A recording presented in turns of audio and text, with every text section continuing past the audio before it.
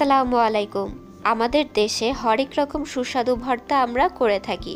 বেশ কিছু ভর্তা আছে যেগুলো পাটায় পিষে বানাতে হয়, তো অনেকের কাছে সেসব বেশ ঝক্কি ঝামেলার মনে হতে পারে। আজকের পর্বে আমি খুব সহজ সহজ 4টি মুখরোচক ভর্তার রেসিপি দেখাচ্ছি, যা তৈরি করতে লাগবে না কোনো ব্লেন্ডার বা শিলপাটা। আশা করছি আমার আজকের এই ভিডিওটি আপনাদের ভালো লাগবে। ভালো লাগলে ভিডিও নিচে লাইক বাটনে একটা ক্লিক করে রাখবেন।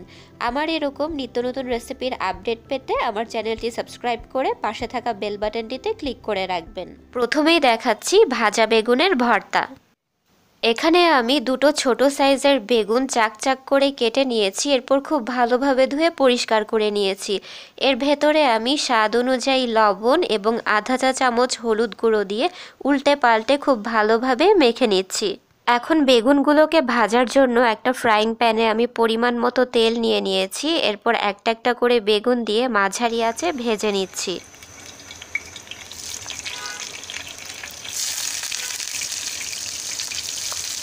এক পাশ হালকা বাদামি রং ধরে এলেই অপর পাশটা উল্টে দিতে হবে। এভাবে করে আমি সবগুলো বেগুনকে ভেজে নিব। সবগুলো বেগুন ভাজা হয়ে যাবার পর আমি এগুলোকে পুরোপুরি ঠান্ডা করে নিয়েছি। এরপরে বেগুনের যে খোসা আছে সেটা আমি একটু সরিয়ে নিচ্ছি। আপনারা যদি খোসাটা রাখতে পছন্দ করেন তাহলে রাখতেও পারেন, তবে আমি এটা সরিয়ে নিচ্ছি। আর এই খোসাটা সরিয়ে নেবার ফলে ভর্তাটাও কিন্তু কিছুটা কমে যাবে। সবগুলো বেগুনের খোসা ছাড়ানো হয়ে গিয়েছে। এখন একটা সাইডে আমি পরিমাণ মতো পেঁয়াজ কুচি নিয়ে নিচ্ছি। ঝালের জন্য এখানে আমি 3টা ভাজা শুকনো মরিচ নিয়ে নিলাম। আপনারা চাইলে কাঁচা মরিচ দিয়েও ভর্তাটা তৈরি করতে পারবেন। এরপরে শুকনো মরিচের উপর স্বাদ অনুযায়ী লবণ দিয়ে মরিচটাকে আগে চটকে একটু গুঁড়ো গুঁড়ো করে নিচ্ছি। এরপর কিছু ধনেপাতা কুচি দিয়ে দিলাম আর স্বাদ অনুযায়ী একটু সরিষার তেল যোগ করে প্রথমে পেঁয়াজ মরিচটাকে খুব ভালোভাবে ডলে নিচ্ছি। এতে করে পেঁয়াজের রসটা বের হয়ে যাবে এবং পেঁয়াজটাও নরম হয়ে যাবে। এরপরে আমি ভাজা বেগুনটাকে খুব ভালোভাবে মেখে ভর্তা করে নিচ্ছি। তো তৈরি হয়ে গেল খুবই মজাদার ভাজা বেগুনের ভর্তা। এরপরে তৈরি করে দেখাচ্ছি ডিম ভর্তা।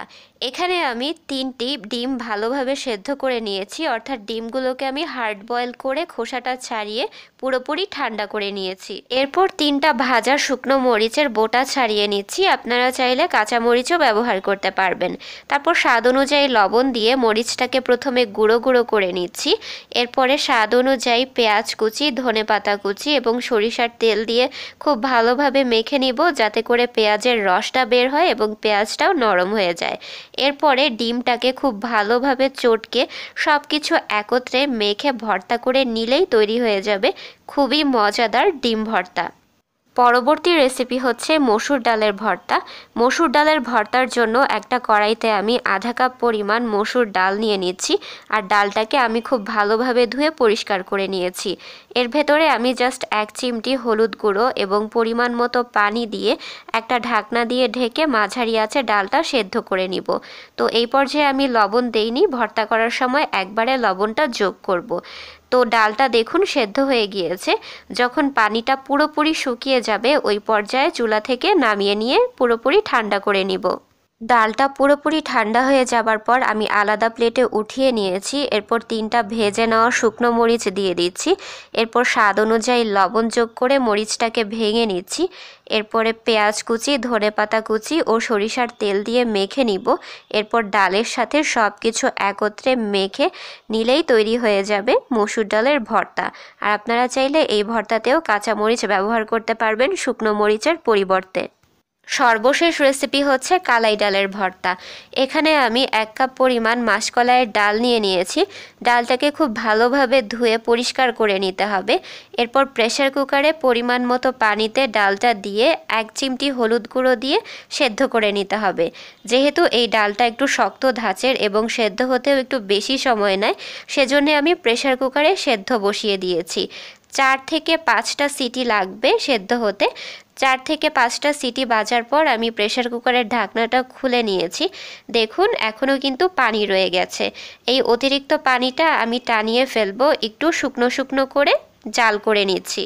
ডালটা পুরোপুরি ঠান্ডা হয়ে যাবার পর আমি আলাদা প্লেটে উঠিয়ে নিয়েছি। এখানে আমি 4-5টা ভেজে নেওয়া শুকনো মরিচ দিয়ে দিলাম। স্বাদ অনুযায়ী লবণ দিয়ে মরিচটাকে ভালোভাবে চটকে ভেঙে নিচ্ছি।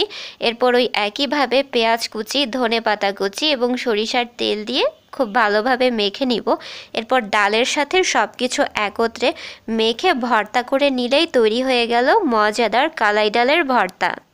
তো দর্শক দেখলেনই তো, কোনো রকম ব্লেন্ডার বা পাটায় পিষার ঝামেলা ছাড়াই একদম সহজ সহজ 4টি মুখরোচক ভর্তার রেসিপি দেখিয়ে দিলাম। আজকের রেসিপি নিয়ে কোনো রকম প্রশ্ন থাকলে অবশ্যই আমাকে কমেন্ট করে জানিয়ে দিবেন।